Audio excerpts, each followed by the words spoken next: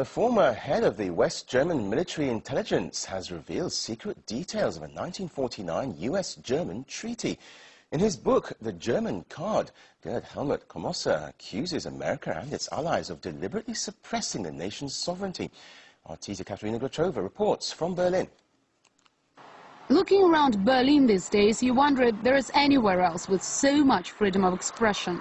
20 years after the wall fell and the most painful wounds have healed, there seems to be no more uncomfortable truths left for Germans. Yet some still manage to come up with hot potatoes. The biggest from the former head of the intelligence service in West Germany. In Gerd Helmut Komossa's book, The German Card, he claims Germany has until now been controlled by the United States and its allies and was even viewed as a possible target. At a NATO meeting, I realized that a possible plan was for the alliance to hit the largest dam in West Germany with a nuclear bomb. If strikes had taken place, a great number of civilians would have died.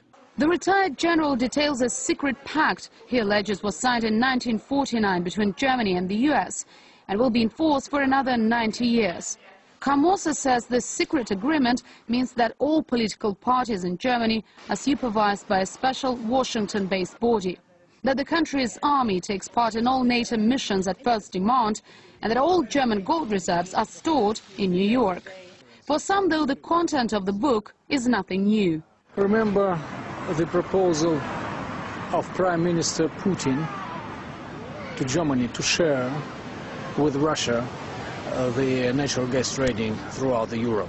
It was done a couple of years ago, and German leadership answered this exactly the same way as German leadership answered the Soviet note of 1952, silence.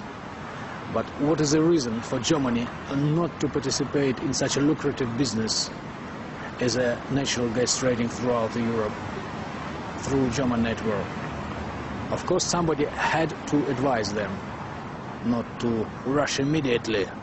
Surprisingly, it was a small publisher from Austria, not Germany, who first became interested in the script. My personal opinion, it was obviously clear that the Democratic Republic of Germany was not a sovereign country, that it was really under the rule of Soviet Union. And if it comes out that also the Federal Republic of Germany was not a really sovereign country, I think it can change also the discussion about the history a bit.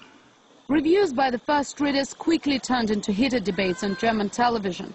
The author was bombarded with criticism for doubting democratic principles brought to the country by the West. As a result, Komossa refused to give any more interviews and has even apologized for some uncomfortable chapters in the book.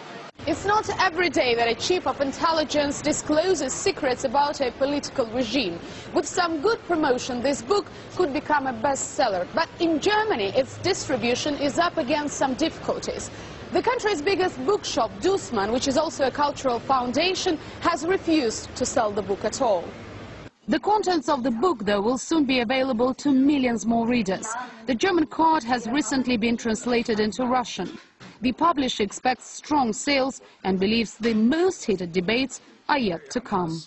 Katerina Grochova, RT, Berlin.